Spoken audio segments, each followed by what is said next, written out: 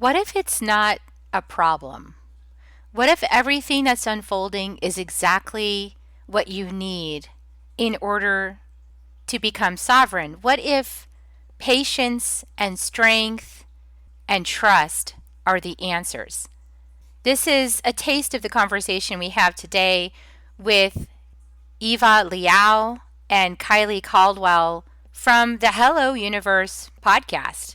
Join us for an awesome, amazing, inspiring discussion.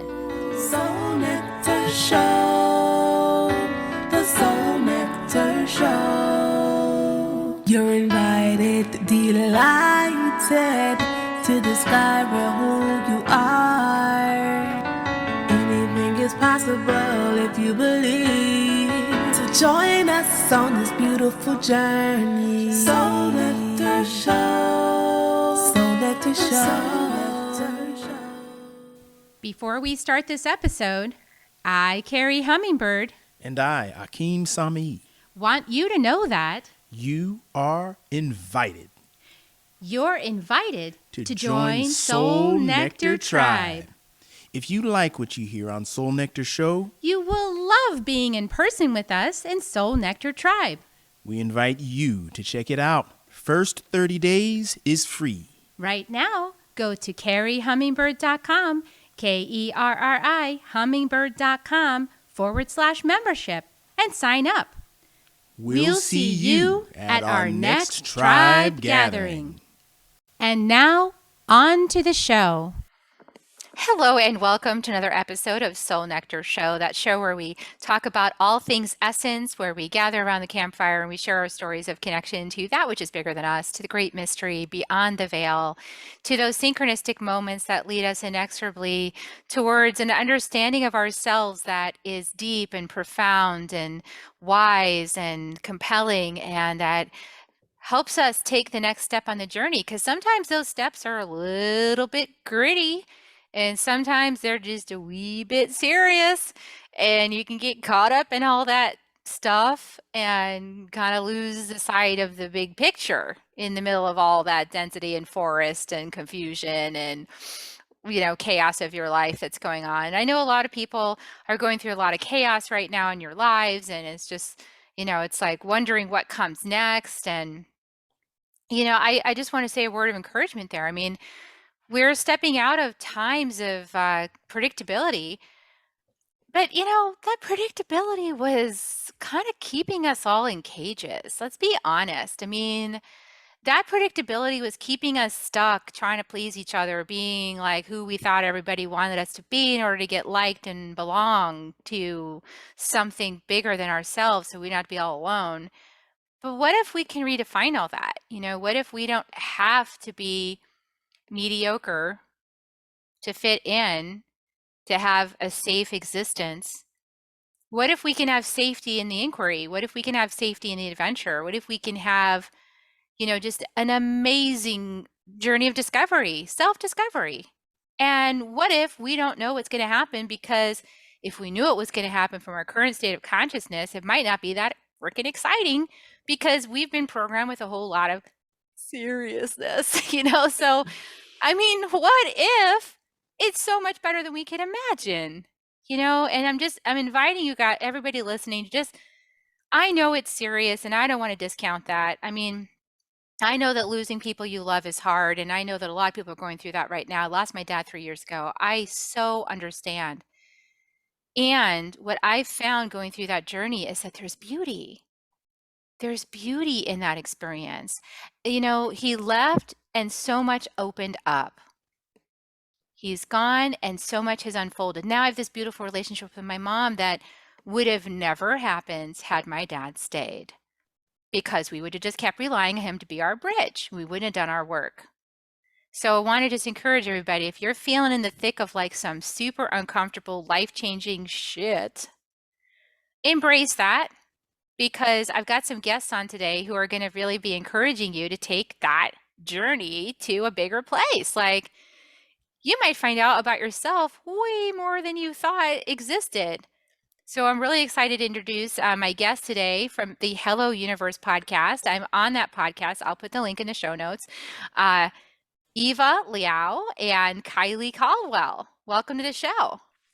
Hey. Thank you for having us. Yeah, we're psyched to be here. Oh man, we had such a great conversation on your podcast, and I'm just so excited to have you here. So, Eva Liao is a spiritual mentor and a consciousness coach, and Kyley Caldwell is an Akashic Records healer and abundance mentor who specializes in teaching folks how to love on their money wounds as a pathway to personal transformation. And I have a suspicion that given my intro that was coming through me from spirit, that you got some stuff to say about change and transformation. Which one of you gals wants to start? You want to go first, Eva? Oh, she's pointing at me. Okay, Kyley is going to go first. Well, it is funny because you give us a heads up about that question, and I kind of tuned in. Okay, personal transformation, like shadow work is like my favorite. Shadow work is like my hobby. It's like what I do for fun, right? So I was like, ooh, which story do I want to share? And then what came to mind fits in so perfectly with your introduction, which just made me laugh. Like it's almost like it's all aligned. So, I think a really, really big moment of transformation for me happened, I want to say 4 years ago. And I remember that I was at the pool with my kids and I was swimming and I was thinking and worrying and stressing about money for some reason. I mean, money is always something that I was really bad at and had a lot of stress about, but it was in that moment I was stressing about it. And I remember floating on my back and I was like kind of newly going through one of the many waves of kind of a spiritual awakening. And I remember laying on my back and I remember looking up and just saying like, okay, I'm ready for this not to be terrible and stressful all the time. And then I thought, wait, I'm putting in an addendum. I want it to be easy. Like I want it to be gentle. I think that was the word I used. Like, because I had recently kind of unearthed some complicated things about, a traumatic background that was kind of rocking my world. And so I was like, I'm ready to not feel stressed about money all the time, but I don't really want it to happen in an explosive way. So you show me a way. Like it was kind of like a bid to the universe. Like, all right, I'll play this game with you, right? Like show me a way that I could start to have a different experience, but it could be gentle. And then like a week later, I was like in some Facebook message group, and this woman who's now become a really good friend of mine and actually is a guest on an early Hello Universe podcast. Her name is Jade Hamilton. Her face popped up with this like, post like you put on social media, right? About like what your story is and how someone could work with you. And it was like someone that wasn't me took over. And I just like went to her website and booked a session. And I was not someone who did that at that point, right? But it was like, okay, we're doing this. And she ended up being the first person who walked me through what I now think of as quantum healing, which is like these kind of healing modalities that get us to move leaps and bounds in a single moment, right? And in a 1 hour session, the way you can shed like lifetimes worth of baggage and trauma and limiting beliefs. And so she worked with Psyche and the Akashic Records, and it just had never occurred to me that like my body had belief systems, that my conscious mind was like, our body holds things to be true. It had never occurred to me that I could shift those. I thought my only tool up until then was my thinking mind, which we all know is a deeply limited tool. And to make a long story come to some kind of conclusion, I will just say that the session with her was this moment in which I let go of something that felt so deep and so hard to touch. And I physically felt space show up almost instantly. And so that single moment was amazing because of that relief, but it also just like cracked me open to this space of possibility of like, what if all of our healing got to be gentle? And that doesn't mean we don't have to sit in some uncomfortable stuff, but what if it didn't have to be either A, I'm just stuck with it and this is how I live forever, or B, that it has to be explosive and painful. And I think that realization has like tugged me very consistently through a lot of phases of my life. So that's my transformation moment. So resonating. Yeah, I'm resonating with that. Do you want to add on to that, Eva, and share your story too? Yeah. So this question was hard for me to answer, this idea of like, moments of awakening, because in reality, my experience is that it's never one thing. My awakening process has been a slow unfurling and undoing gradually over time. And it's like a chain of singular profound moments. And so it's hard to just pick one. But so I'll share two if I may. I think one was being in my 20s, and Kylie's heard this story before, just being a hot mess, living in New York, drinking, doing drugs, working myself to death, like not in a good place at all, hanging out with people who merely like mostly superficial reasons, just like having superficial relationships, and then having, a Saturn's return in which my whole world crashed down on me. I got, a series of things, which included, my boyfriend at the time sleeping with my really good friend, and all these other things happened in which I had to like have one of those like bathroom, crying on the bathroom, knees on the floor moments that you hear about, which is like, where did I go wrong? How did I get myself into this place where I'm so deeply unhappy and anxious?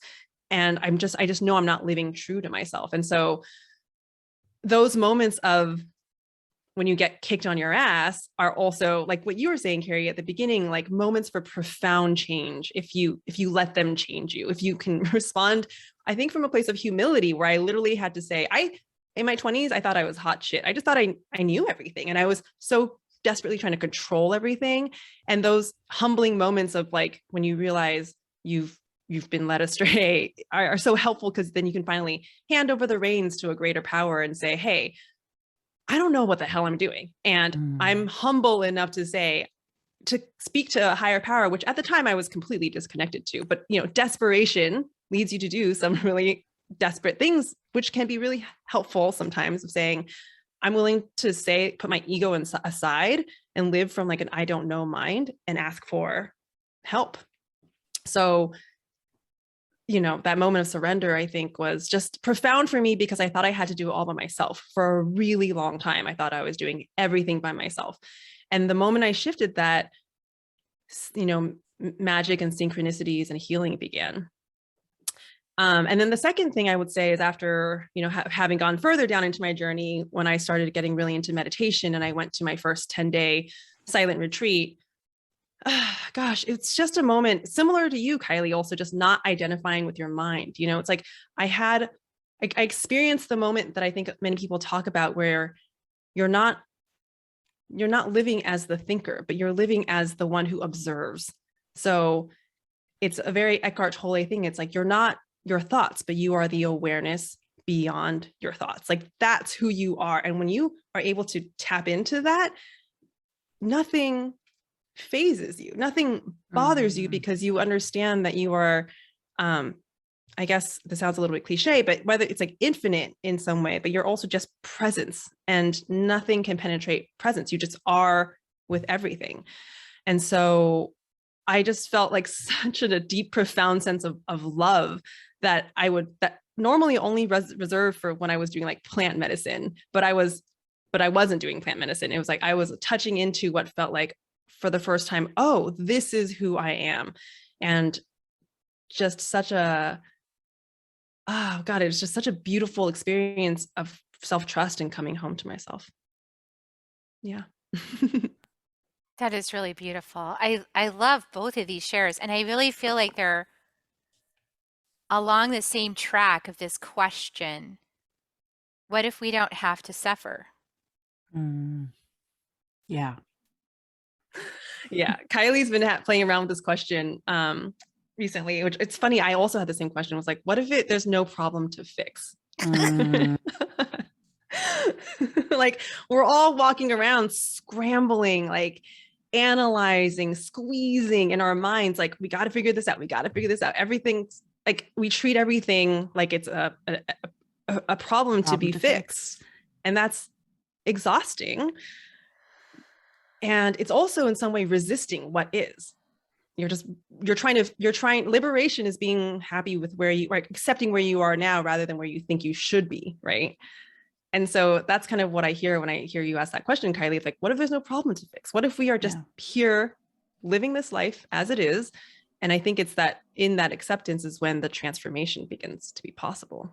And, to clarify for listeners, the question drops in my head most often when I am most busy scrambling trying to fix things, right? Like it drops in really loudly when I'm just in this, which is, not uncommon, where I'm in this place of just looking for a problem to fix, right? And so all of my energy is like, where's the hole in the boat? And then this question just kind of drops in, like, what if there wasn't a problem to fix? And I always love what if questions. For a long time, like, experiencing safety was very foreign for me. And so I would also ask, like, what if I was safe right now? Because I think this what if, like, allows us to just step into the space of possibility, and then we don't have to make it right or wrong, right? It's just a thought experiment. And when you do that thought experiment, you start to actually, like, experience a little bit of safety or lack of there being a problem. And then when you get a taste of that, you're like, oh, that's a better place to go. I'm going to stop looking for a problem, and I'm going to try to spend more time in this space. But it's also, again, in the spirit of transparency, like, I kind of hate the question, because I'm really I'm really good at finding problems and fixing problems, right? Like, it's really uncomfortable to just be in a place of, like, oh, I just have to, like, look around and experience things. Do you know what I love? What I love about these conversations is that everything is usually so aligned with everything that just happened. Like, that's why I love stepping into these conversations of spirit. So, like, this morning with my group, one of my students, we're going through our gene keys, and we're going to our, what creates prosperity. And the gene keys is the prosperity sequence. And there is this sphere of culture that is like how you show up in the synarchy, like your role in the synarchy.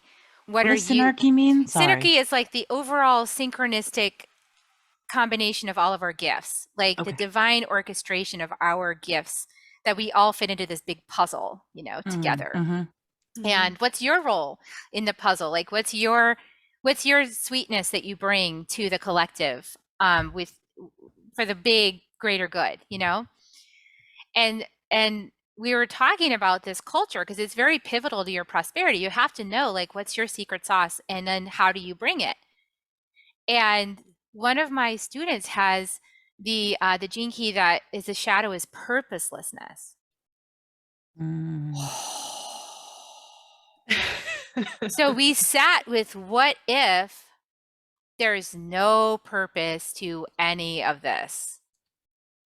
We hung out there together as a collective. And so I'm curious to know what came about, because I love this question, and it equally makes me itchy and squirmy at the same time. It's a squirmy question. I've also been playing with this, and I've been calling it optimistic nihilism. It's like there's this sense of the most thing that we would all dread is that there's no purpose to any of this. Because at least with purpose, you can put up with stuff that's uncomfortable, because you're like, well, that's part of my purpose. So I can handle that because there's a greater picture. This gene key actually explores, like, there's no, what if there isn't any? When you say no purpose, does that include existence itself? Yeah. Because I think oftentimes the argument is, like, just existing is in itself purpose enough, regardless of not how productive, it's not about how productive you are, how putting labels on it. It's just existence itself is purposeful. But I'm curious if in what you're teaching or what you're questioning is, like, pulling that back even further and saying, maybe that's not, there's not even that. Maybe I'll leave it to Eva to, like, seriously. I love this question so much. The bomb. But it's like, because, okay, so here's the coolest part, is that at the shadow frequency, it's purposelessness. So it's like the feeling that I have no meaning. Like, I have no meaning, and there's no meaning to any of this. And if there's no meaning to it, then why am I even here? Like, nothing wants to exist without a purpose. I mean, I'm called back to the Matrix, right? Like, everything has a purpose, right? So, like, we're exploring, what if you don't? What if you have no purpose? And I remember in the third Matrix, the daughter has no purpose. So they were going to delete her because she doesn't have a purpose. That's It's so like, interesting. I just actually rewatched the first Matrix, by the way, and I highly recommend that everyone go back and watch it because I hadn't watched it in a long time. And I was like, this is even deeper than I remember. But now so I have to deep. go. Now I have to go and watch the second and third ones. Okay. So sorry, continue. I interrupted. No, it's okay. But she also has it tied with doubt.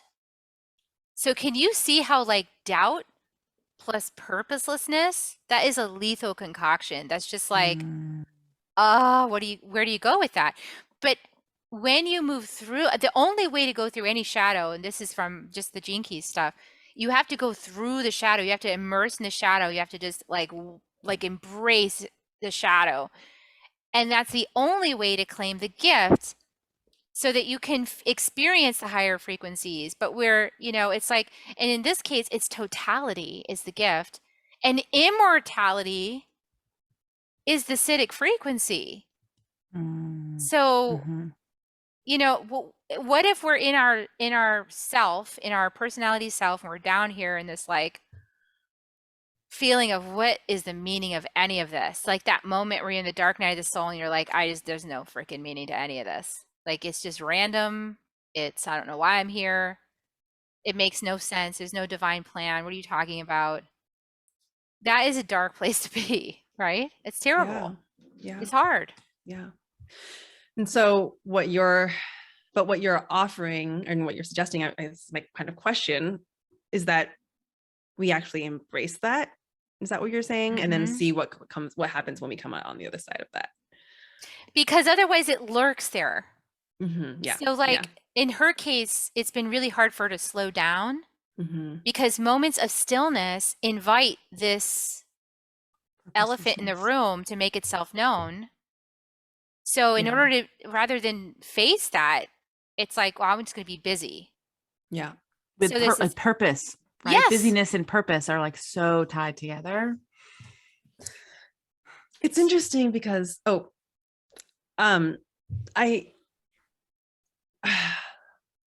the danger of this question is that I think for someone who might have the propensity for hopelessness and depression, you can really I can see myself going down into a dark hole there of being like, it can be a very dangerous question because then if you feel, it can lead you to hopelessness, which then can lead to, if we're going to go very, very dark, it's like, not being able to, like, what's the point? Why even get out of bed?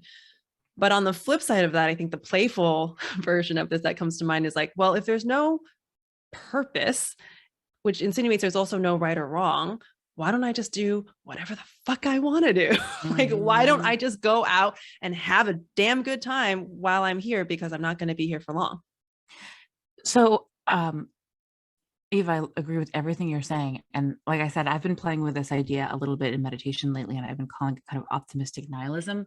And for context, I'm someone who has been very attached to purpose and outcome for a very long time. Same. And I think what's really interesting is it does sometimes feel like you can pop through the looking glass of like, oh, wait a minute. If there's no purpose, if I'm not like, for me, my value has been tied to how well I achieve my purpose, right? Like my purpose is to be a good mom. My purpose is to be a good coach. My purpose is to grow my business successfully. And so, every day on some level, I'm like kind of checking the levers to see where I'm measuring up against these metrics.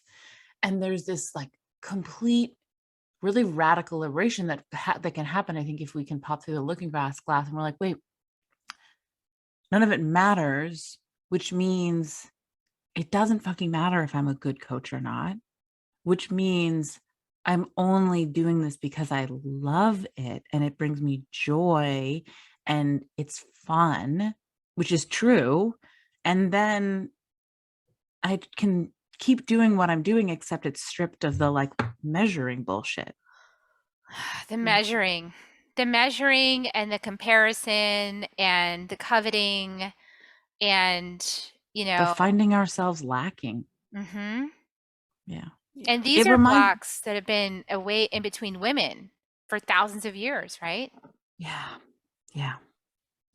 It reminds me too, Eva, you've said often, you've talked about this journey of like, I I went through phases where I'm going to bastardize what you said, but I went through phases where I was afraid that if I stopped, I would just be like super lazy and eat Fritos on the couch all day. Yeah. And then I did that for like 2 days and was like, oh, actually I enjoy being like, creating and being industrious in some way. And it kind of reminds me of that, like the specter of purposelessness and nihilism feels huge and terrifying, but like leaning into it again, to your point, Eva, like you have to check in with yourself and recognize if it's a good move for you or not, or maybe it should wait until later. But like if you can like look at it and sit in it, then it gets to not be a specter anymore. And then you realize like, oh, I'm not being industrious because, again, I'm not doing it because someone else told me I have to. I'm just doing it now because I want to. Right. And that's something that I experience all the time, which is it starts with not trusting, like a lack of trust of what would happen if I let myself be totally free.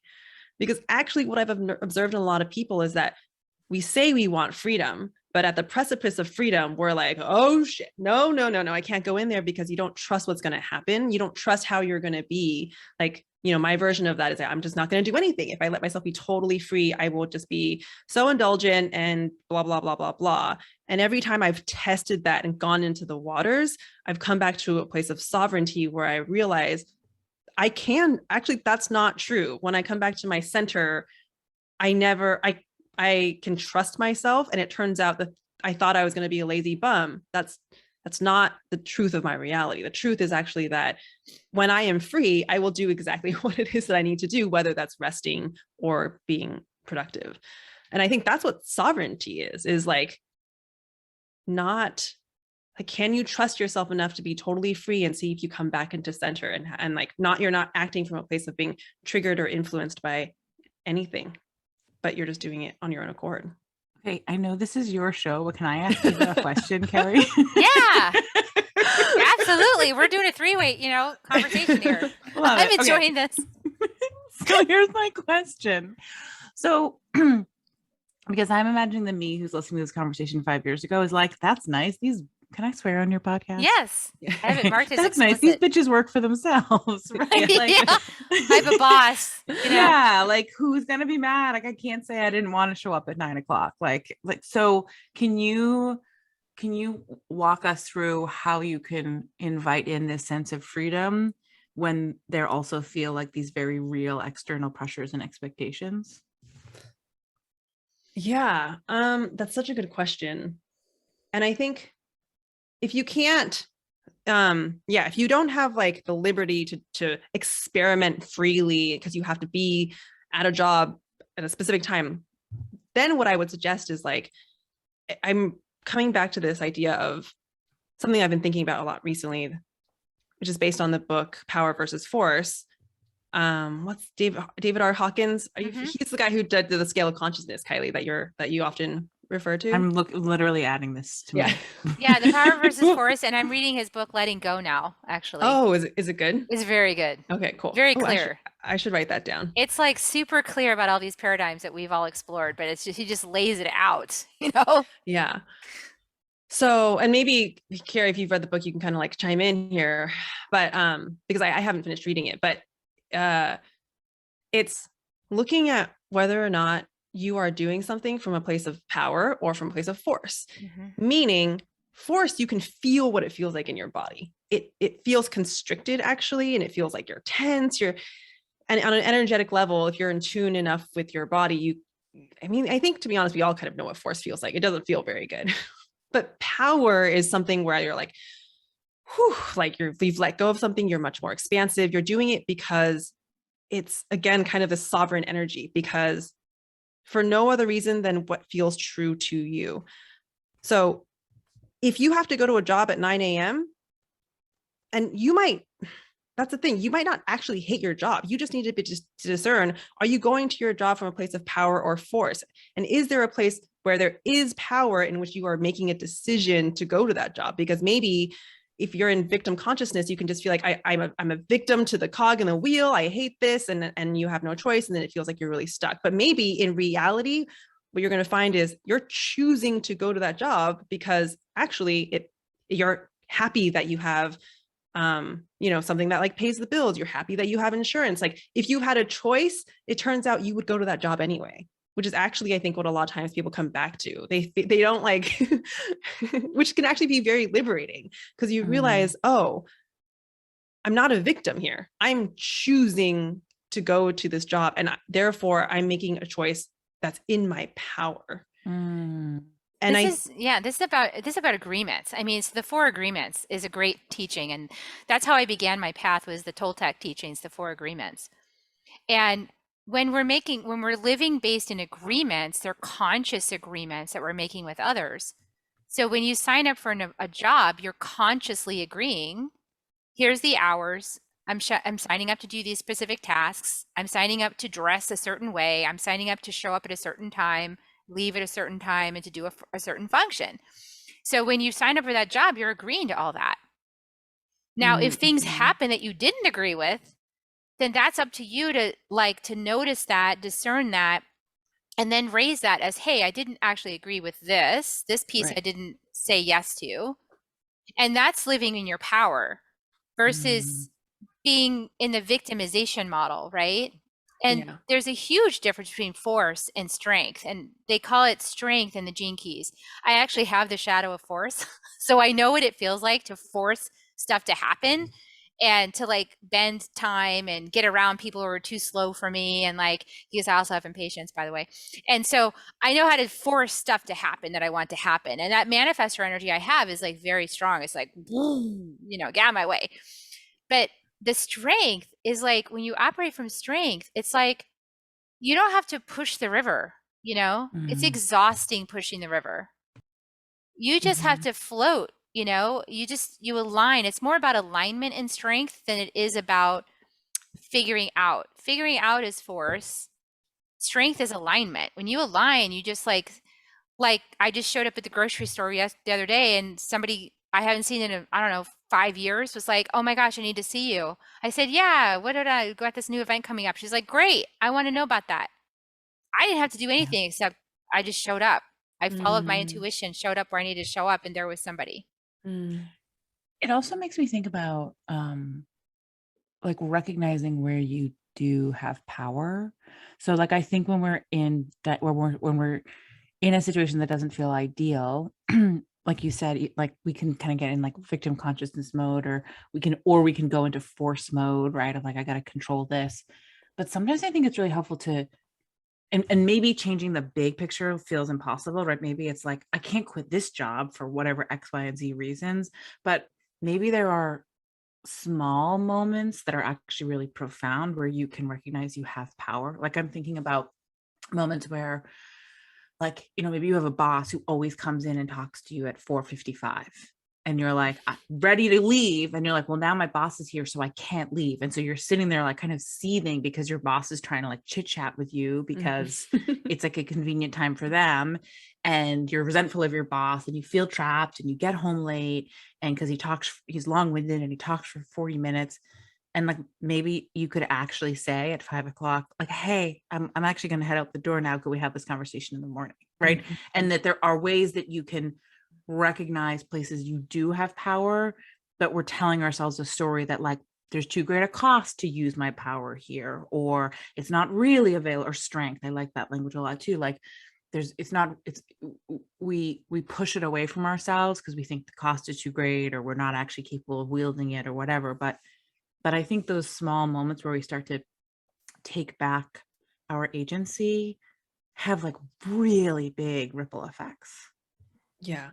I'm so glad that you brought that up, Kyley, because I think that's to go back to your question of like, well, what do you do when you're in these moments? That's really what I want to add, is that small moments of stepping into your own personal power are aggregate. It adds up over time that it eventually makes a huge change. So you don't need to like go all in and like, be crazy and change everything all at once. I mean, I guess you can if you want to, but if that feels overwhelming to you, exactly, having that one conversation with your boss one time is going to snowball into other sort of like acts of personal power that then equal a huge change.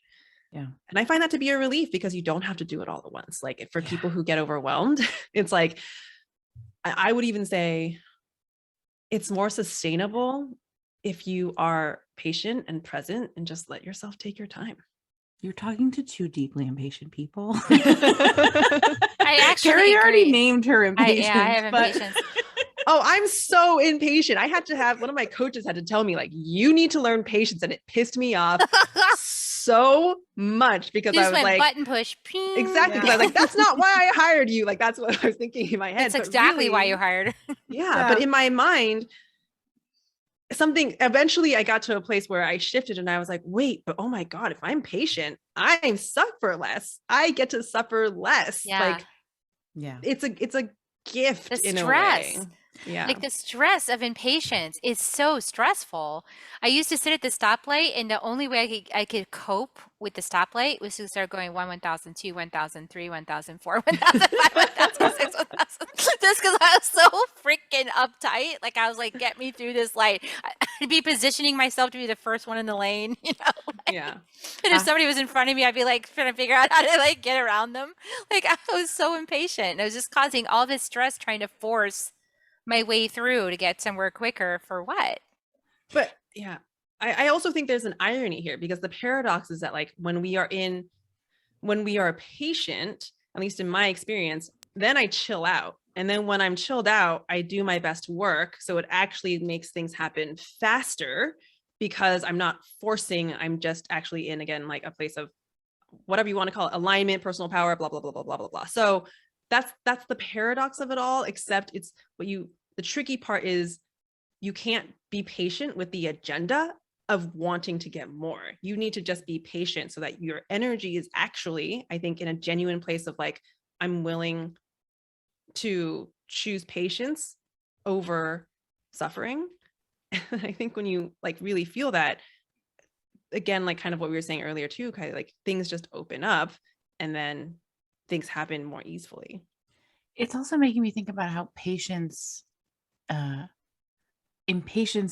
powerlessness feel linked, right? Impatience is like the ultimate force, right? Like your story about like, finagling to the front. It's like a perfect example of like, I'm going to control the outcome and why am I going to control the outcome? Because I don't actually trust that I'm going to be taken care of. I don't actually trust that either I'm enough or the universe is enough that like, this is going to work out for me. So if I'm not like clinging, controlling, then shit is just going to be a disaster. And so patience and strength feel like really intimate, because when I'm patient on those rare occasions, it's because I feel powerful. It's because I feel sovereign. It's because I feel really connected to the flow of the river. And I know I can like trust and like feel in my body that I'm going where I need to go so I can be patient.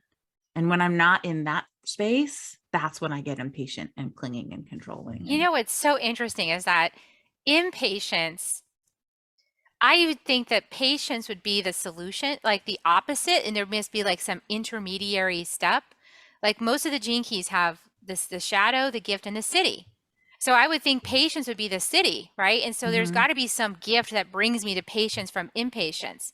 But no, patience is the gift. So it's like you have to flip. It's like impatience, the solution is patience. Okay, which is crazy, right? Because you're like, what are you talking about? I'm supposed to be patient, but I'm impatient. So how do I just flip on a dime like that? Because the Siddhic frequency is timelessness. So like that's really the key. It's like time. There is no time. When I started really getting that there is no time, this whole thing's a construct. I was like, oh, well, okay. So now my mind started going, because the next thing is I want to manipulate it because I'm a human being. I want to manipulate it to get what I want on the time frame that I want. Totally. So I'm like, okay, so how can I be patient and have the right frequency and then have the right energetic to get the thing I want on time and get my parking spot or whatever the thing is, right? Basically, how can I reverse engineer impatience Yes! so that I can use it to get to the top? So I can get what I want. But see, I think it's set up that way. I don't think that's a problem. It's actually the design. Like we were talking back to like this isn't a problem. Yeah. It's just the way it's designed to help guide us through our own awakening process. Because if we never got curious to go, how could I reverse engineer this to get what I want more easily? If we weren't there, we wouldn't discover the secrets of the universe. Yeah. Yeah. Oh my God. We need that like delicious carrot dangling in front of us. Yeah. Exactly. I just have to say, like, I almost want to go back and listen to this episode because I swear to God, this is the medicine that I need right now. Because I just had this whole thing where I wanted to like launch this program, and then it felt unaligned, and I tried to force it, and then basically, long story short, I came back to the place where I was like, I just need to be patient and wait for the right thing to come through. And again, like everything that you both are saying is so helpful to me because I'm realizing that like what patience is the answer, but it's also, yeah, when I'm patient, it's because I have trust. And if I'm not patient, it's because I'm not trusting. So I just want to say thank you to both of you because I just feel like it's not surprisingly synchronistically, I needed to hear this. Also the medicine I needed to hear. Yeah, me too. Me too. You know, there's so much in business. Yeah. I think this is a message that you often need to hear. Yeah, it's been as entrepreneurs, you know, as spiritual entrepreneurs, and this for a lot of people in my audience also are either spiritual entrepreneurs already or interested in that. These are the kinds of things that we need to be mindful of as we move through because like, I don't know about anybody listening, but I'll get these downloads and these visions of like what's supposed to happen. I'll be like, oh, vision, awesome. It'll feel really good and yummy and aligned, and I'll start to create that thing. And then I'll be a little ahead, you know, because I happen to be ahead because that's just how I'm geared. I'm way ahead of everybody else. And so then I'm like sitting there waiting and I get impatient. And I'm like, aren't you guys, a lot of fire in your astrology aren't you guys chart? caught up yet? I actually am a Cancer, so I'm supposed to be watery, but I have this Scorpio moon. So I've got this fire water thing. It's kind of like lava. So I can be slow moving fire river, you know, I can definitely sustain, but I'm a manifester, so I need to rest too. And it's those moments of rest. If I'm not trusting, it's hard to slow down and just let go, which is why I'm reading the book Letting Go, because even you know, I've gotten really good at what I've gotten good at so far, but then the next challenge comes up, right? And like this next thing I'm doing at, you know, in the end of October or whatever, that by the time this comes out will have been passed, but we'll have another one. So check my website. But it's like this energetic is even bigger. It's like a bigger calling. It's like an expansion of my purpose, back to purpose. It's an expansion of my expression of my purpose in the world. I'm going to get triggered on the things again. They're going to snare me up. They're going to go, oh, hi, are you being impatient? Oh, hi, refinement. Are you forcing this? Oh, you know, and it's like that refinement comes in, right? And it can feel even more tender because of how deep it gets inside. And it feels like, did I learn this lesson? You might be wondering, like, did I already learn this lesson, or am I just like completely off track? You're not off track. That's what I've learned. You're not. You just like went for the next bigger thing. And now we have to learn the refinements of the energy to get us there. Yeah. I'm laughing again because I'm like, yep. This is all on track for what I need to hear. Yeah. You're never, I found that to be true. Like once you get to one stage, you want to up level to the next. So in some ways you're always going to feel, if you're in a negative mindset, you're always going to feel you're quote unquote off track, but I don't actually think that's true. You're just constantly up leveling. And so therefore you're constantly uncomfortable. It's interesting because this very theme is showing up for me right now because, as we're recording on the Thursday and Friday, I had this big kickoff free workshop launching this 6-month group program. That's like the program that's born out of my heart and out of my own blood, sweat, and tears, more than anything else. And so this event was like, I had way more people than I've ever had sign up before. Like it was a really big moment. And so today is the day after, and all I want to do is like nap and rest and play and it feels like my body's like, yep, this is the right thing to do, but there's this little voice that keeps popping up that's like, should go talk more, go do more, go be busy and industrious. And so I'm in this interesting place which normally like old me was like 1,000% like just listening to that little kind of chipmunk voice, but I'm in this really interesting place of like, like, it's almost like an experiment of like, okay, how much can I trust? Like, how much can I trust that this indication that I should just let myself sleep and play today is actually like the right thing to do, and not setting myself up for catastrophic failure, right? And yeah, so it's just interesting because it's like, I do feel like today I'm kind of embodying power, but it's a little tenuous, if I'm honest, right? It's a little bit like at any moment force is trying to literally force its way in. And the challenge and the question of the day is like, which space are you going to let kind of, reign? So yeah, this is good medicine for me too. Yeah. Beautiful. Yeah. Did you have something else, Eva? Yeah, I wanted to add to that, Kyley, because I think, I don't know, in case this is helpful for people to hear, I think there's like a very practical thing that you are practicing that other people can practice too when they find themselves at these crossroads. Like what I hear you saying, and this is kind of what I do to regulate my nervous system and like work with my energy, is that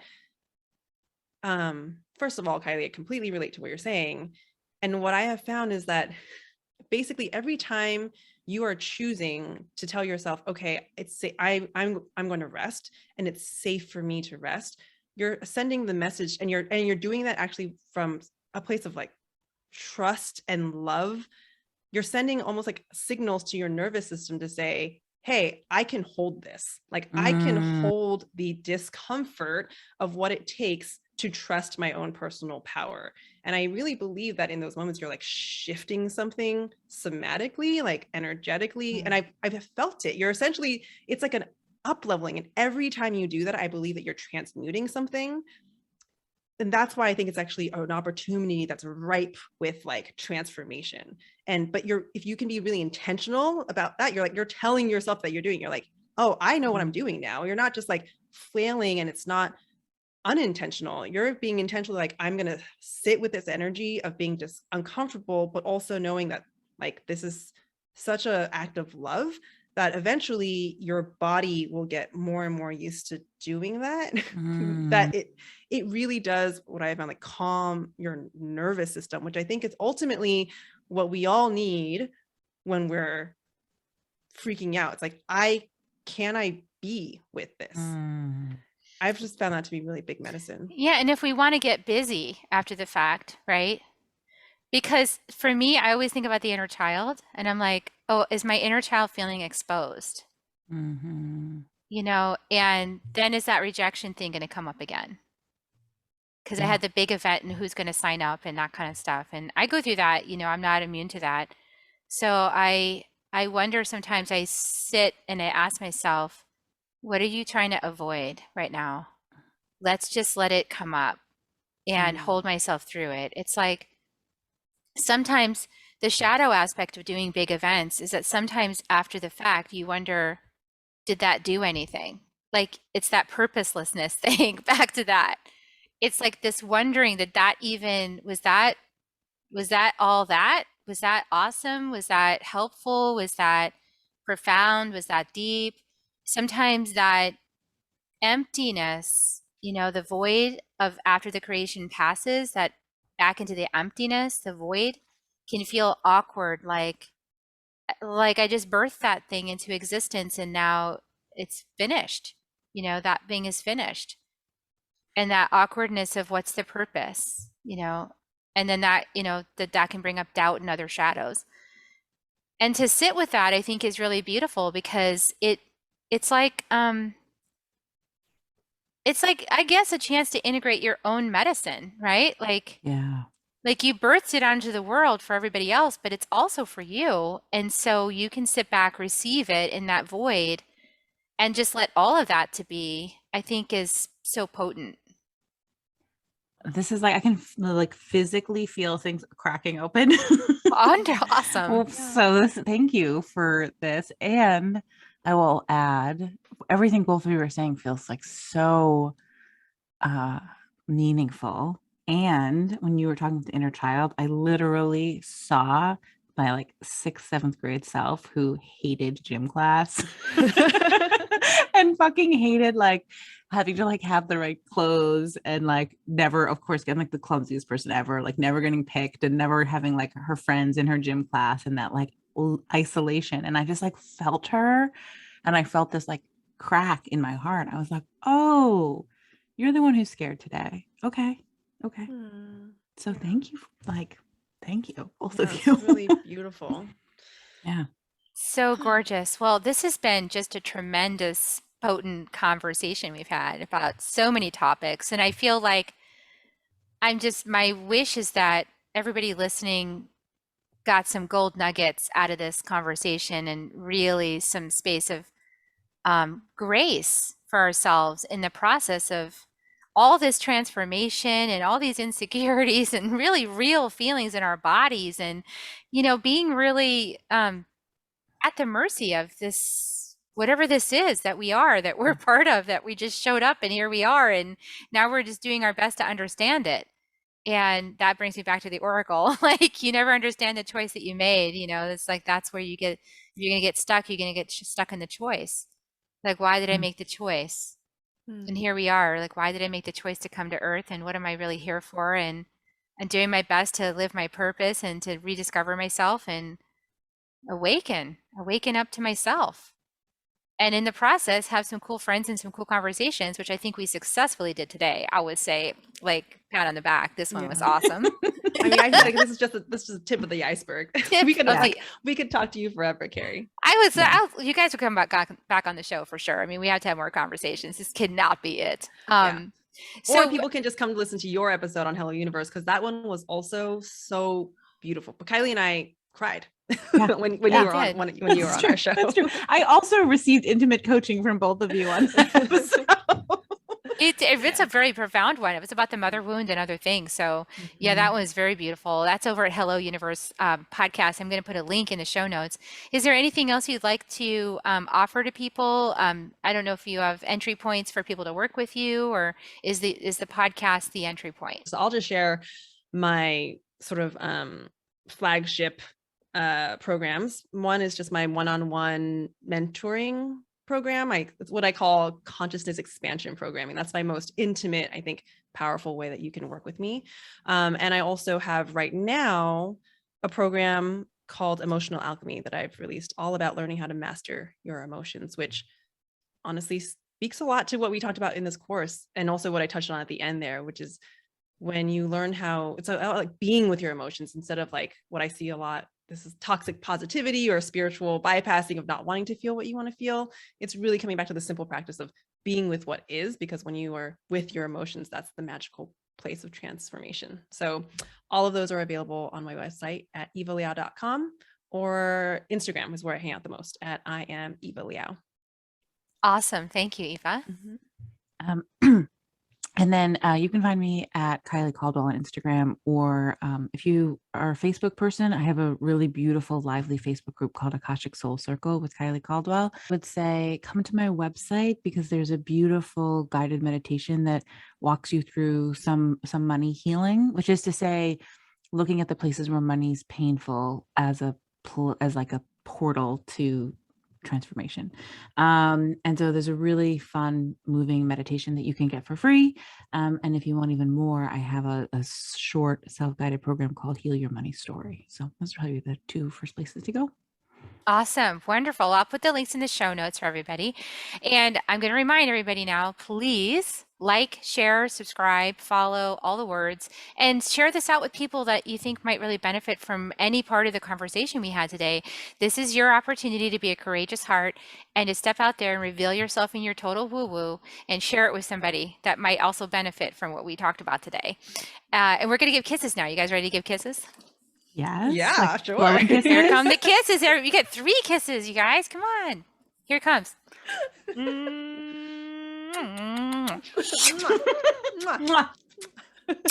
We love you. We love you, and we're so glad you listened and stayed with us all the way to the end. And we'll see you next time on Soul Nectar Show. Bye for now, everyone. If you found even one gold nugget in this episode of Soul Nectar Show, will you do us a favor? Will you subscribe, like, and share this episode? Maybe even write a comment and let us know what you thought about it. We really, really want to engage with you at a much deeper level. Let's be part of community together. Have a great week, everyone. Bye for now. To dive in deeper to nourishing conversation, visit soulnectar.show.